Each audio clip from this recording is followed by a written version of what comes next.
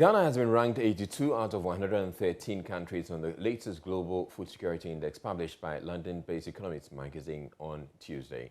The annual index ranks countries based on affordability, availability, as well as quality and safety of food. Ghana scored an overall mark of 52 out of 100 on the Global Food Security Index. On availability of food, Ghana scored 48.6 out of 100, whilst on affordability, the country scored 60 points out of 100. Countries like Sri Lanka, Mali, and Pakistan performed better than Ghana on the index, which reported Ireland as the world's most food-secured country, followed by Austria and then the UK. On the African continent, Ghana placed fourth on the ranking out of 28 African countries with reported scores. Now, let's take a look at the graphics and further detail. So as you can see, Ireland, Austria, UK, the first, second, and third, whilst Ghana is 82nd. And you can see the overall score, the affordability, and the score Ghana got, or the various countries got for availability as well. So we move to Sub-Saharan Africa, where we have Ghana being fourth, but coming after Mali. So South Africa is placed first, ranked first. Then we have Botswana, we have Mali third, and then Ghana fourth. And then we have these other scores as well.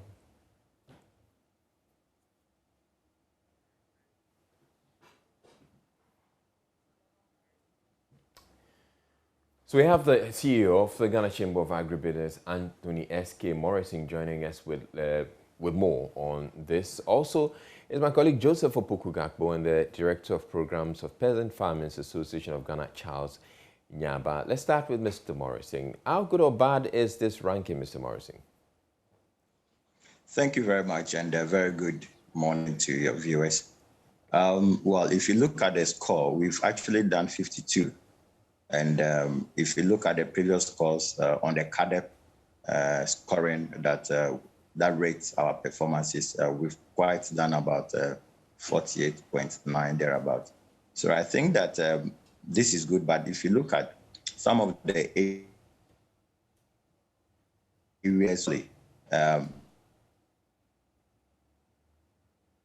you see it, and the fact that we haven't been able to follow through our policies very well. So, for instance, the PFJ is the major government policy for the agriculture sector. So that implies that we haven't done very well. I think that we got about 28%, which is far below. And but likewise, on the supply chain, we seem to have done well, and also on the micronutrition. So I think that it's a study we need to look at it a little bit deeper to see how this actually correspond with challenges on the ground. We haven't seen much on climate change adaptation in there. We haven't seen much of financing for the food sector or the agri-food systems. And there are quite a number of things that I've realized that are quite missing. But it's a document that we need to further interrogate and see where we can increase our abilities as a country, and also to play a major role with supporting government initiatives. And that also implies that government needs to listen more to private sector and the civil society organizations. Now, Charles Nyamba, from the rankings, and as Mr. Morrison has indicated, we seem to have done better on the ranking. Would you say this has to do with the Planting for Food and Jobs program?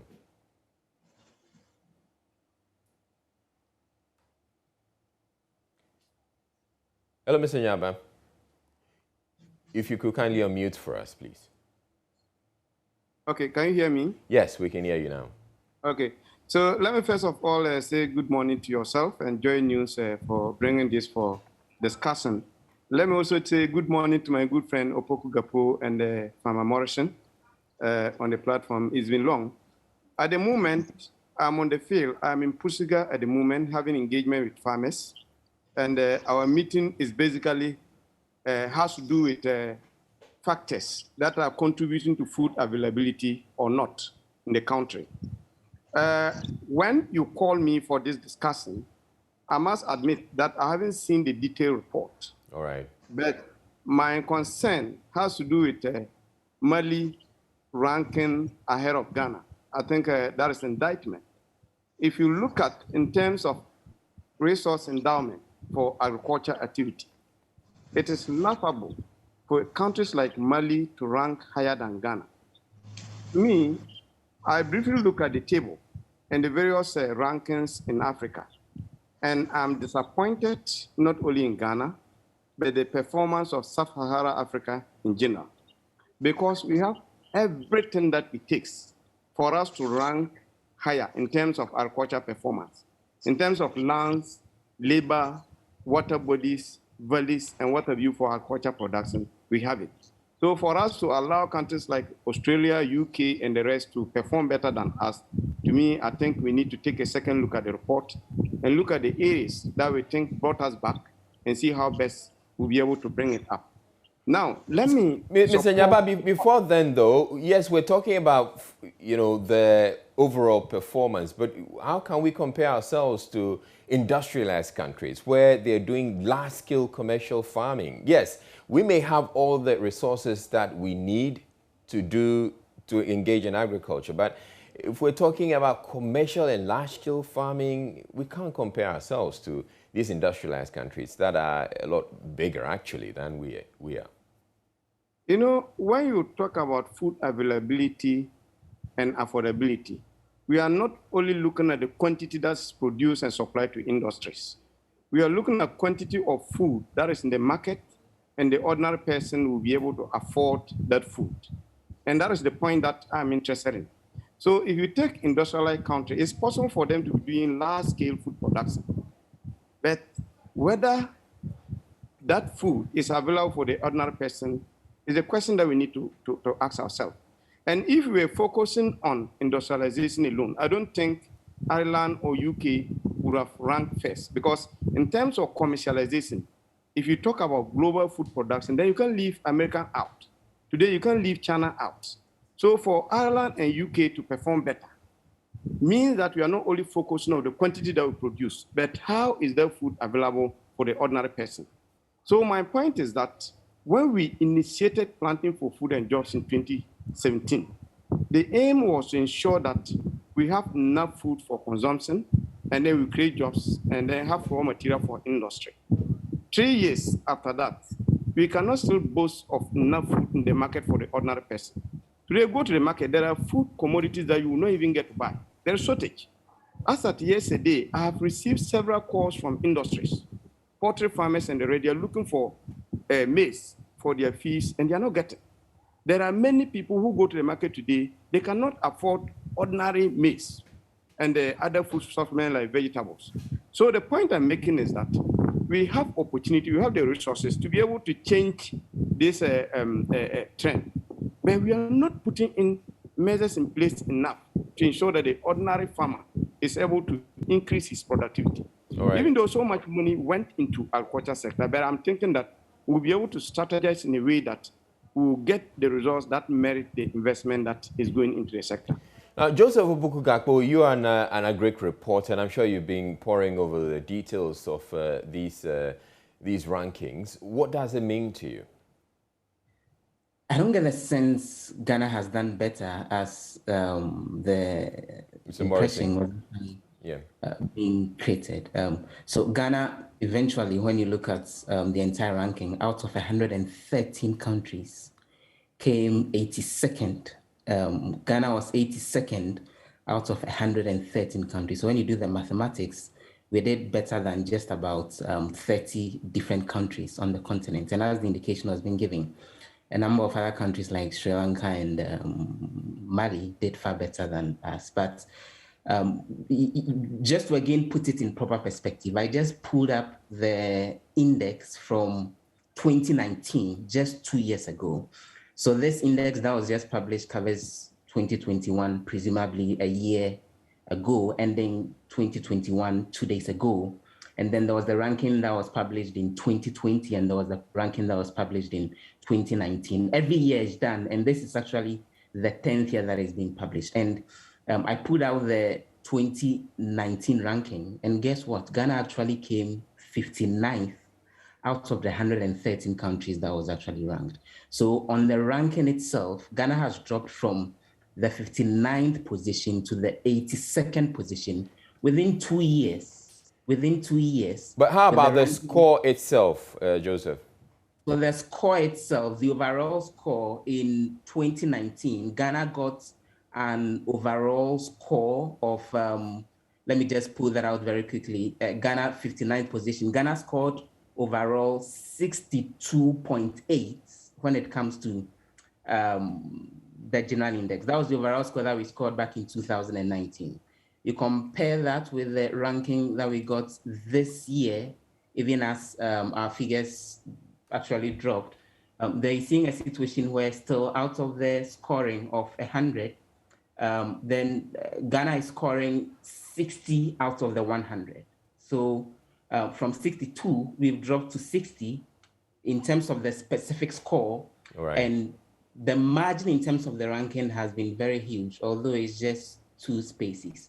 Again, an indication that other countries are doing far better than Ghana is doing. And then when you look at the ranking, when it specifically focus on some of the specifics, food availability, for example, out of the score of 100, again, we are scoring just about 60. And then when it comes to availability, then we're scoring 48 out of 100. Obviously, attention needs to be paid to this. When we do the ranking and use Africa generally as the benchmark, it looks as though we are doing very much okay. Africa, I didn't cover all the countries on the African continent, covered just about 28 countries. Ghana came 4th when you look at the African ranking.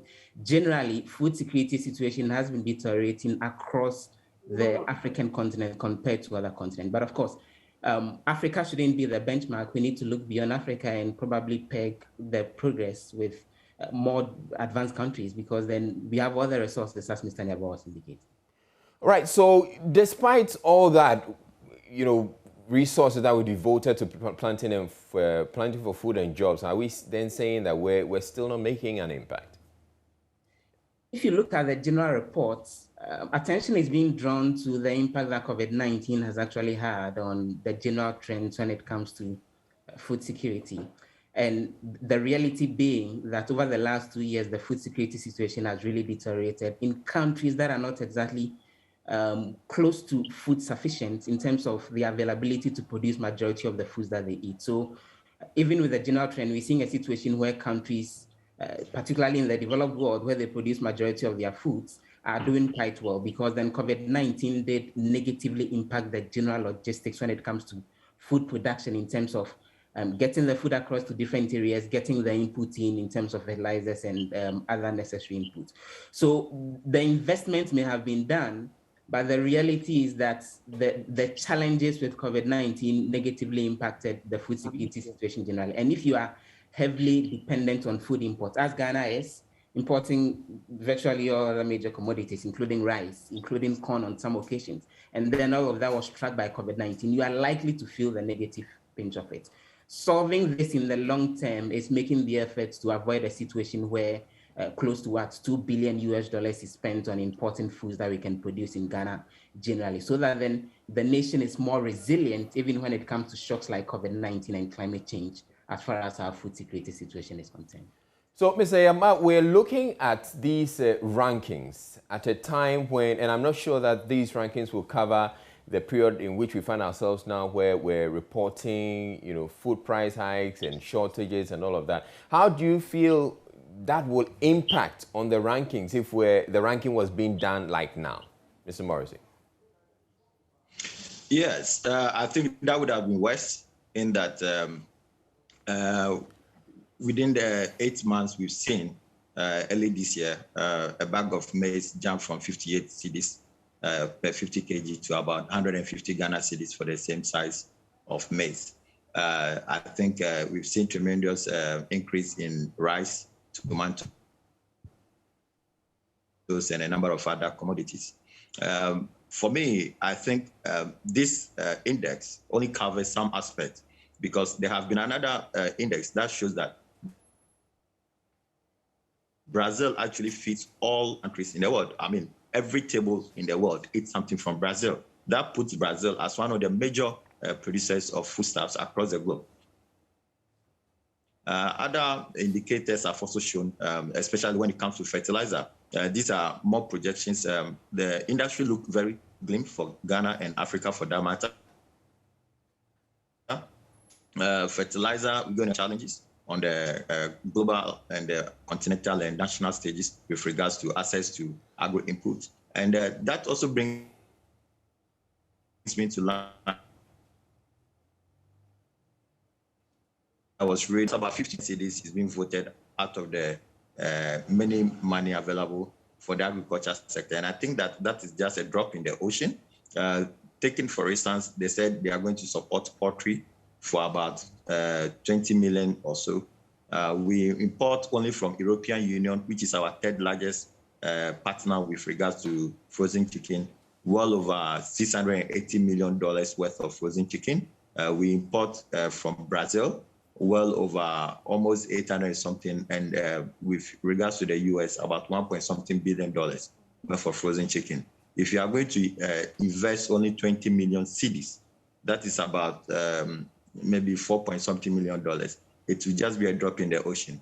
Tomatoes, they are investing about 12 million cedis. And if you take Burkina Faso alone, we spend $100 million a year importing tomatoes from Burkina Faso. And if you are investing just 12 million cedis into tomato productivity, I don't know what we want to achieve with that. It seems we are not serious with food productivity in Ghana. Food security in the country is gradually declining. And I'm a little bit taken aback with some of the data that the Global Food Index is showing. I think that we need to look at it very much deeper. But I was happy with one indicator, which is commitment to our food policy. And I think that is where we need to look at the change from. Are we committed? Because there are already existing food policies that we should have been more committed to rather than pushing for planting for food and jobs. Because what we have ended up doing is to set aside the FASDEP and the METASIP. All these were making progress, and we've brought in a policy that has become more like a program, and we are really not seeing the impact. Food prices have gone up. Egg prices have shot up right now. I mean, we used to buy one single egg at 80 pesos. Now it's being sold for 1 cedi 20 pesos or so. So we need to, as a matter of fact, be more strategic. The coming years look very, very dire on us because, for instance, Yara have closed most of their production sites in Europe. Just yesterday in England, for instance, 2 of the factories said because of the cost of rising cost of production due to energy, they will reduce production. In China, which has one of the major factories that produces fertilizer, they have cut down on some of their production sites. So we now look to study the trend globally, and can think within our industry what we can do better. Look at contextualizing our agrochemical production, the seeds, intensify seeds production among the seed breeders, and also look at silos, food storage. Food losses, according to the index, is also very low. And I think that is one area we need to work on. That's the post-harvest losses that we've been talking about. So there is quite a lot to be done. Right. And I think that MOFA itself needs to do more intelligence analysis. We shouldn't be sitting down. I mean, the chamber had this about some few days ago. And I think that we are always very late in making sure that we are becoming more competitive or have a comparative advantages in some of these areas. All right. We should have somebody at the MOFA there who study global trend and who is doing more trade intelligence analysis and inform the policy person and also the decision maker as to these are what is going on and the likely effect or negative or positive on our productivity. We need to do that, but we sit down and we allow some of these things to come in and we start pushing for knee-jerk programs just to solve it. As we speak, COVID has had a huge impact on the economy, especially on productivity, and agriculture is not left out. So we need to do... Joseph Opoku Gakpo. Well, thank you very much, Mr. Morrison, CEO of the Chamber of Agribusiness. I'll bring in Mr. Nyamba there. Now, what are some of the things we should be doing? Because whether we place first or last on the ranking is about what the situation is on the ground and whether people are able to get access to food affordable food on the market. So what should we be doing, Mr. Nyamba, Dr. Nyamba? Yeah, so if you ask me, I'll just identify 4 key areas that we should be looking at. One has to do with irrigation. The reason why we rely so much in the Burkina Faso for vegetables is because we've not been able to develop our irrigation schemes. And when you come to irrigation, I'll first of all advise the Ministry of Food and Agriculture to take politics out of agriculture investment programs. All right. The One Village, One Dam project that was introduced by the MPP government, to me, I think it was a fantastic concept. But when it came to the implementation, it became purely a political tool to reward politicians for working with the party. So one look at irrigation is great. Irrigation is one of the things you're talking about. Mechanization. Mechanization is something that we've not been able to do well. On the field, rice is ready for harvesting. Farmers don't have combined harvesters. Everybody is running helter-skelter to see where we get those combined harvesters to harvest. Soya beans, the land is dry, there's no rain, and people still use hands to uproot the soya plants before they use sticks to trash them. We shouldn't be doing that and expect to actually be food self-sufficient. We need to also look at the inputs, just like Farmer Morrison said.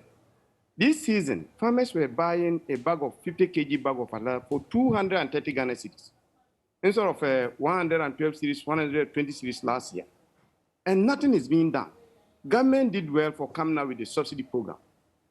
Fertilizer companies supply fertilizer. As we speak, we all heard from the Minister of Food and Agri when he met parliamentarians that they have paid fertilizer companies for what was supplied 2020. Up to date, I've spoken to most of the companies, and they haven't received any money.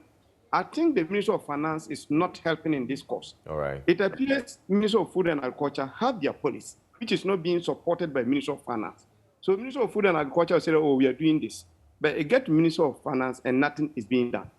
Now, the last one has to do with provision of, using technology to be able to disseminate information to address our issues. As we speak, when you go to MOFA, Ministry of Food and Agriculture, to provide you data of the number of rice farmers, maize farmers, cassava farmers, yam farmers, or even smallholder farmers in general in Ghana, they will not be able to provide such information. So if you are coming out with a policy which is targeting, addressing concerns of these groups of farmers, on what data are you going to base your policy on? All right. And that is lacking. So I think that we shouldn't put too much emphasis on the rankings. Let's look at the negatives in the report and see how best we'll be able to put in measures to address some of these negatives, and then we'll be able to move forward. All right. Thank you very much, Dr. Nyamba of the Peasant Farmers Association. Now, Joseph Opoku Gakpo, is there anything you'd like to add to what Dr. Nyamba has said? Well, it's about focusing on the situation on the ground, but we need to benchmark our successes with what the global trends look like. And again, just for emphasis, if you look at how well we're doing on this particular ranking this year, having a situation where out of 113 countries, we're scoring 82 with a score of 52 out of 100 as compared to 2019, when we actually scored 59 with a score of 62.8. Obviously, it's something that calls for concern, an indication that there is some form of deterioration happening. Just to quickly quote a portion of the report, it makes the point about how countries like Ireland, they've been able to keep costs down and tackle inequality within the food systems. And it talks about how Ireland is succeeding in that regard. And 2 years ago, they were the second-run country. Now they are the first-run country. And the report points to how they are making good strides by virtue of the fact that a lot of investment is being made in research and development. That's very crucial. In the United States, for example, we're seeing a situation where a farmer grows 1 hectare of field and gets like 10 tons plus of corn from that particular field. In Ghana, it's hovering around 1.9 to 3 tons per hectare, more than 3 times or sometimes 4-5 times the size. It all boils back down to research and development and investment in that space, so that then we are maximizing the land, we are maximizing the irrigation facilities, and we are maximizing the said mechanization that needs to be done. That's how come there are a lot of all these research institutions at the KNUST, at the University of Ghana, the Crop Research Institute, they deserve the necessary support to invest in what needs to be done to better improve upon agriculture. Otherwise, we'll just be running around in circles. All right, thank you very much, Joseph Opoku-Gakpo, who is with us here at Joy News, and to Dr. Nyamba and Mr. Morrison as well. Director of the Faculty of Academic Affairs and Research at the Kofi Annan International Peacekeeping Training Center, Professor Kwesi Enning says Ghana should be worried about the increasing gun-related crimes that sometimes claim lives. He says the production and the transportation of guns around the country requires forceful tackling by state authorities to reduce crime. Speaking at a 3-day dialogue on ascertaining vulnerabilities and resilience in peace infrastructures in West Africa and Cape Coast, Professor Enning also indicated the menace of vigilantes is far from over because such characters have transitioned into different forms and still perpetrating violence. Richard Kodjonyako has more in the following report. Professor Kwesi Enning says the dialogue fits into the larger mission and vision of the Kofi Annan International Peacekeeping Training Center to contribute to creating peace and stable environment in Ghana and the West African sub-region. The workshop would focus on the set of development that can undermine Ghana's peace, the kind of structures that have been put in place to understand such developments, design appropriate response mechanisms, and ultimately to prevent it from happening. Professor Kwesi Enning was worried about the gun-related crimes in the country. Already we are beginning to see the outlines. More violent response, more daring crimes, the transition from the use of pump-action guns to military-grade weapons, and increasingly a societal acceptance of the benefits arising out of violence and crime.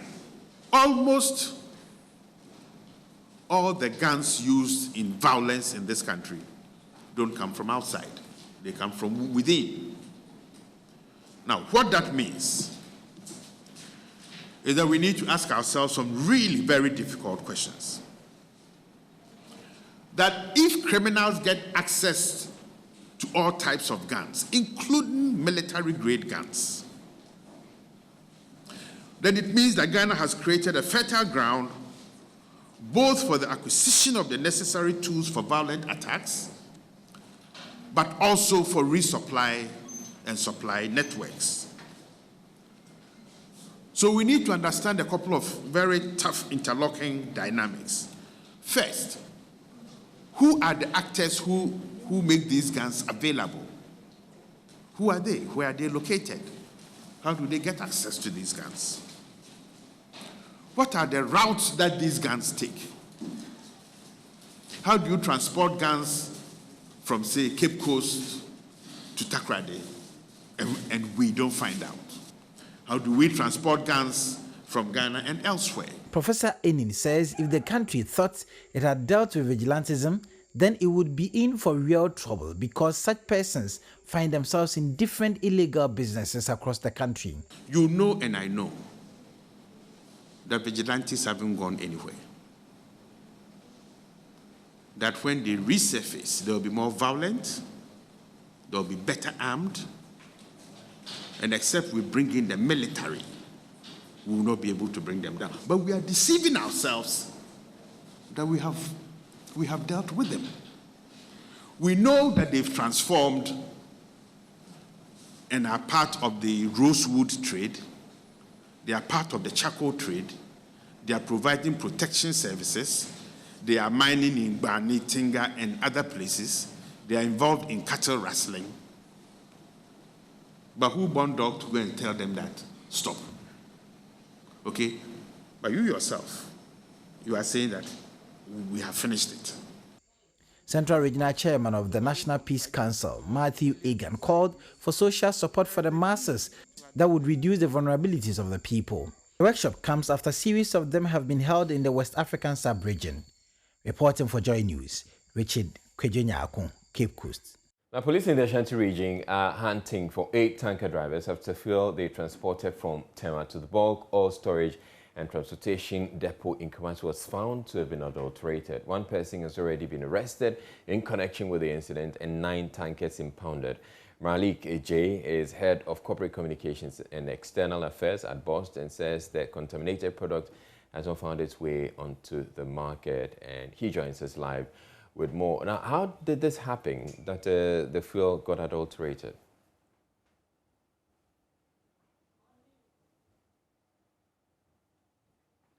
Hello, Malik, you'd have to unmute for us, please. Thank you. Yeah, good morning to your listeners. I must say I'm unable to say how it happened, but what I do know is it is the robust standard operating procedures of course, which helped us to uncover this whole thing. The process is simple. Before we put products on a truck at our depot, we ensure that we check the chemical properties of that product before it is loaded onto the truck. When it gets to the destination depot, same is checked to ensure that what we put on the truck is what is being delivered into our tanks at the destination depot. There was this routine check, which actually flagged a number of trucks to be holding products other than what was loaded onto them at our Accra Plains depot. When the first truck was detected to be containing that and the driver was taken, by the time we got to the remaining 8 to make the count 9, the 8 drivers could not be found. But thank God, because of the way bill which was prepared for them before they could leave the depot with the products, and the fact that the transporters whose trucks they are using are registered with us and are known, we believe that no matter how long it takes, the security agencies will get in touch with them appropriately to help with the investigations so we get to the bottom of the matter. But as to how, I'm unable to tell how it got adulterated. So, Mr. J, you say that you found this out through routine checks, which means that you're not checking all the trucks. You checked a few of the trucks and you found this. Could it then be that indeed there are other trucks that have gotten away and gotten adulterated products onto the market? By routine, I mean what we do on a continual basis. It's a standard operating procedure. Do you check all the trucks? Yes. Every truck that is loading product, the product is checked, and the chemical properties of the product is checked at the loading depot, and same is done at the destination depot before discharge is permitted. So this is an operating procedure which is carried on every truck that sends products to our depot. Is the checking done at the point where they're discharging it into at the fuel stations where they are sending the products? Not fuel station. Bost has a primary depot at home in Tema. That is where we receive all product shipments that come from outside and those from top. All right. And when we receive over there, we do distribution across the country to our depots in Mamewata, Akosombo, Bupe, Kumasi, and Bogatanga. Wherever place that product is being dispatched from the primary depot, which is APD, we ensure we check the chemical properties of the product there before same is loaded onto the truck. And when it arrives at our depot, before discharge is commenced, we cause the technicians to check the chemical properties of the product, compare same to what is captured per the weigh bill, and when they are the same, then we know it is what we put on which has arrived. That is the time where discharge into our tanks commences. Let me clear here that when products are going to filling stations, they are moving beyond the remit of course. They enter the realm of the National Petroleum Authority and the Ghana Standards Authority. So they are in charge of quality checks at the various filling stations. But what we are ensuring is that adulterated products don't get into our tanks, much less for them to be released to be taken to filling stations for them to cause damage to vehicles in the country.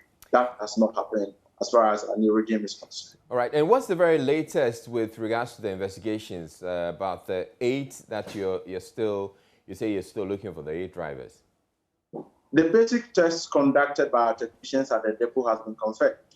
And it is now in no doubt that something had been added to the product. As to what exactly was added to the product, I believe some further investigations would need to be conducted, and as soon as we get that information, we share with the people of Ghana through the media.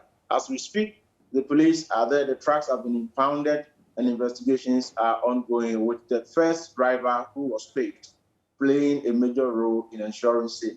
The transporters who are registered to do business with us have also been appropriately informed as to what has happened with respect to the contents of their trucks as they arrived at our depot. And they know what this implies in terms of the contracts that we have with them. They remain innocent until proven guilty, as we know, but we trust the process to give us the best. And at the end, we will do what is in the best interests of the nation and its people. All right, thank you very much, Malik J. Malik J is Head of Corporate Communications at BOST. Moving on, all 44 towns and villages in Drobo, led by the Paramount Chief, Dom Sechi Ako II, have thrown their support to the anti-LGBTQ plus bill before Parliament. They describe the practice as alien and unacceptable with their traditions and culture. Addressing the media at Drobo after a meeting with the chiefs and town leaders on the anti-LGBTQ plus bill, Dom Sechi Ako II also issued a warning to their MP, Williams Okofo Date, to represent their consent for the bill in Parliament, else they will lose faith in him in the 2024 elections. Precious Semevo has more. The Drobo State meets every quarter to deliberate on issues of concern, but key on the agenda on Tuesday was the anti-LGBTQ plus bill, with chiefs, assembly members, youth leaders, and identifiable groups from the 14 towns and villages in Drobo. The people have unanimously expressed their support to the bill in Parliament, which would curtail the activities of the LGBTQ community because it is against their faith. They have also warned their MP, Williams Okofo Date, to ensure their position manifest during their deliberations in Parliament, else they will reject him in the next election.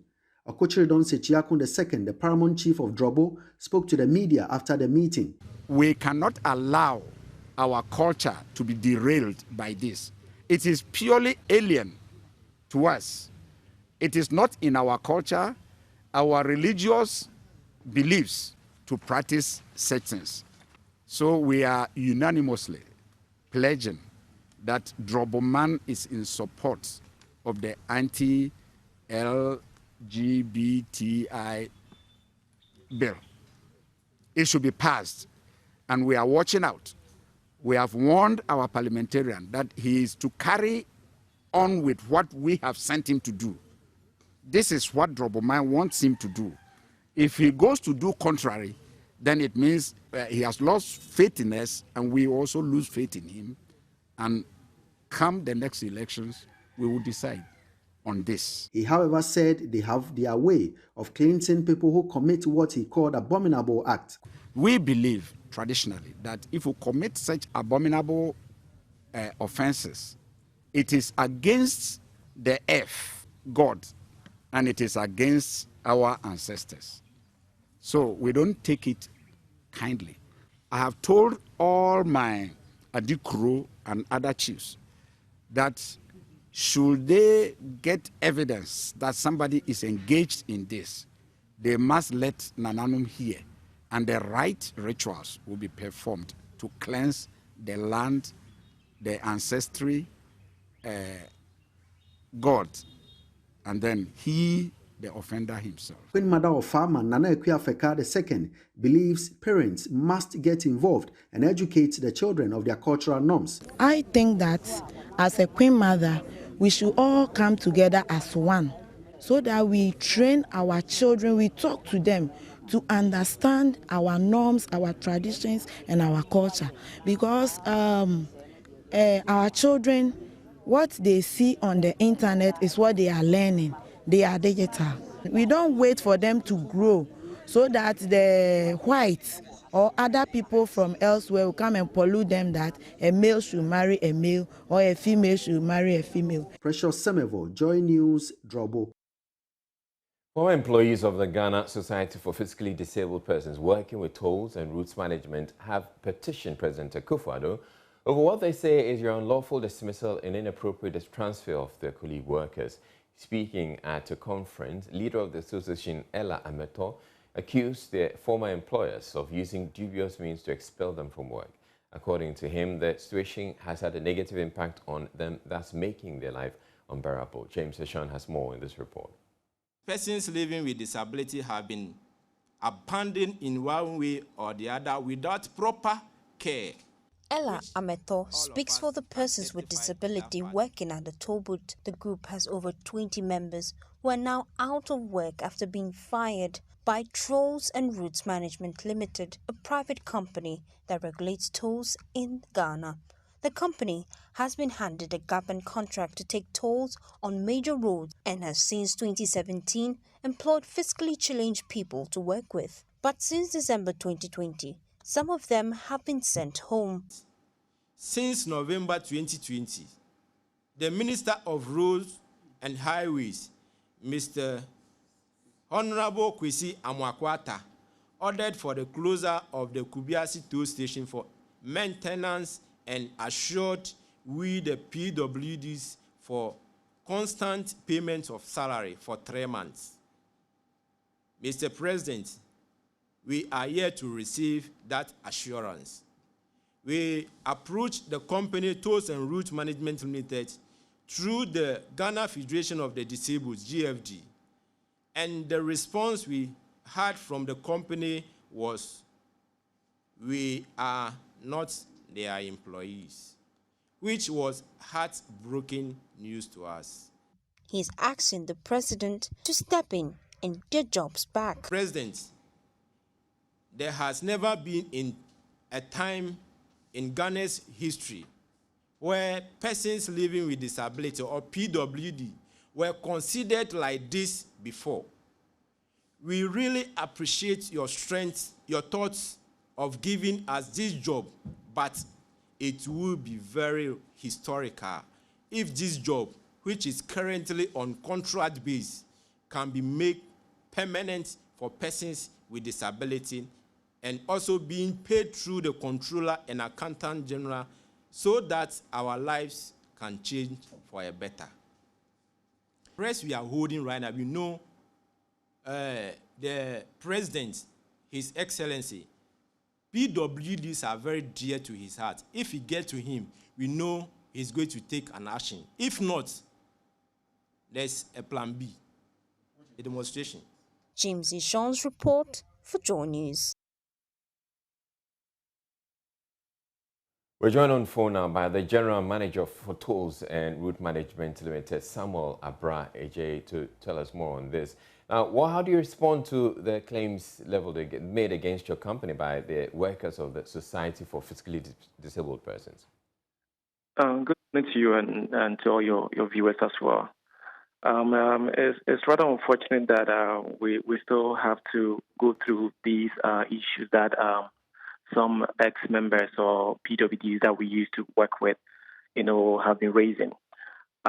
These issues are not current issues. I think some of these started last year, and we've gone through several processes, even with the Ministry of Roads and Highway, Ghana Highway Authority, and the Federation of Persons with Disability, to address some of these.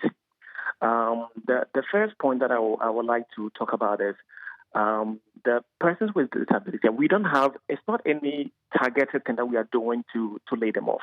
That is not so. But that is the view that is being portrayed out there. Currently, as we speak, we have about 190 persons with disability at our toll stations, and we have about 19 of them that we are running. And this number has increased from 165 that when we took over. So when someone says somewhere and say, "Oh, we are rather decreasing or sending them home," I mean, that is not the truth about it. I always tell people that we have PWDs that are excellent at some of our toll stations, and we are proud of them. And some of them, we actually even use them as task force members when we have to go and audit other places or want to go and see what is happening at other stations. What we do is we take a whole team to, let's say, we choose a particular station. We put a new set of toll workers, let's say the collectors, at the booth just to see the performance. So those are the things that we do in order to advise us on even setting targets or knowing what is reasonable at the stations. as we are a private organization, I mean, we also working with targets from the government. We're not just doing this on our own. So there are targets that we also have to meet.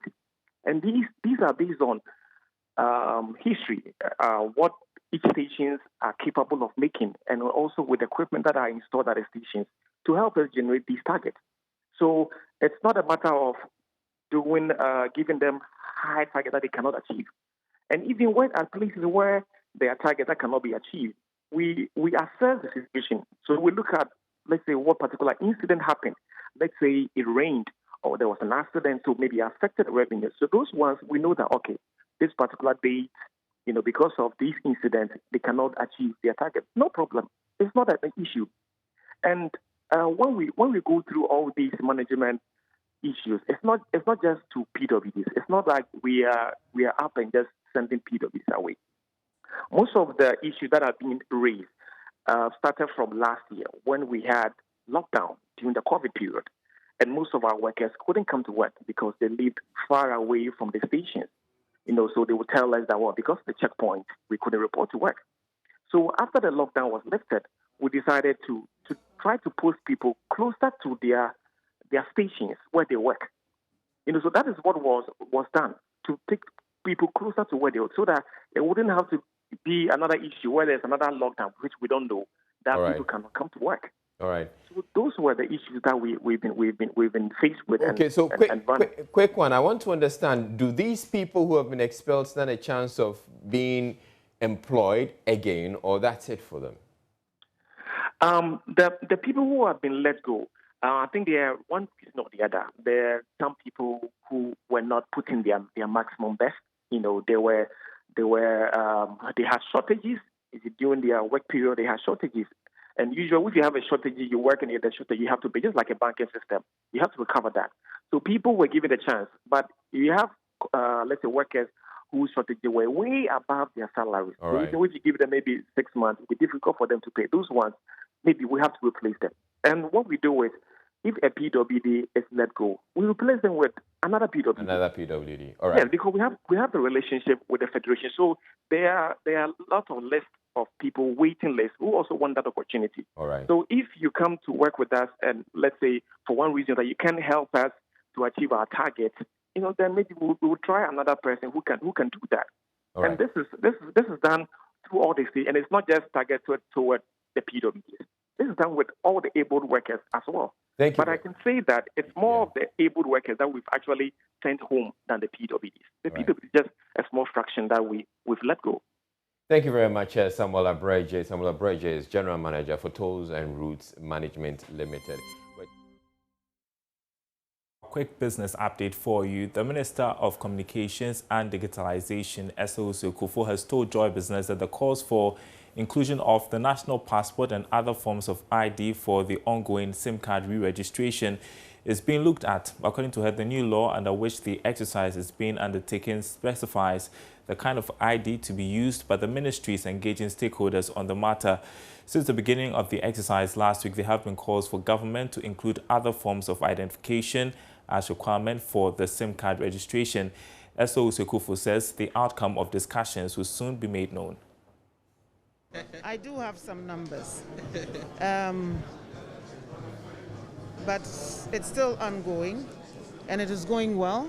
A few challenges have already been noticed and they're working as a sector to address them. Some of them being, what happens to Ghanaians who have SIM cards but who will not be in the country during that period. So they're working to see how the SIM registration app can be utilized for that purpose.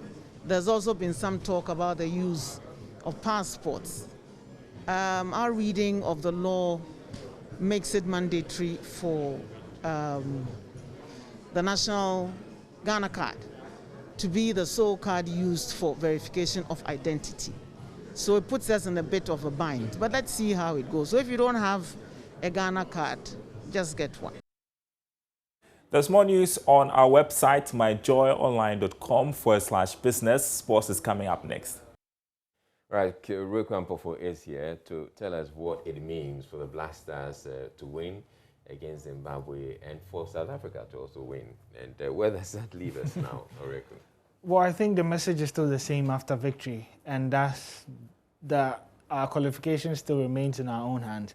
At the moment, in Group G, South Africa top with 10 points, and Ghana follows closely with 9 points. So it's just a 1 point gap with both teams left to play 2 more games. Now, Ghana face Ethiopia in Addis Ababa in the next international break. And then for South Africa, they play against their Southern African rivals in Zimbabwe, but they play at home. And they would be expected to beat Zimbabwe at home. Now, Ghana versus Ethiopia will be tricky. Yeah. So, depending on what goes on in the penultimate game, that would leave the last match to be an absolute cracker, especially if both teams win that penultimate game and Ghana host South Africa here in Cape Coast. That means that if the Black Stars beat South Africa in that match, they automatically qualify. So Ghana just needs 2 more wins to qualify to the playoff round. It's as simple as that. Okay. All right. So we're looking forward to that happening, I guess. Yeah. But clearly, there's this renewed sense of optimism now that we have Milo in our camp. Yeah, I think that's the case. These 2 games against Zimbabwe are going to be tough. Playing Zimbabwe home and away in 3 days was always going to be a difficult ask, and they've managed to pull through to get 6 points out of 6 and still keep the hope alive. So Miller would have more time now, and you would expect the team to perform better in the next break. Okay, thank you very much, Oreku Ampofo, and that'll be it for the sports, and that'll be it for News Desk. I'm Israelite. Thank you very much for watching. Do stay tuned in for the rest of our programs.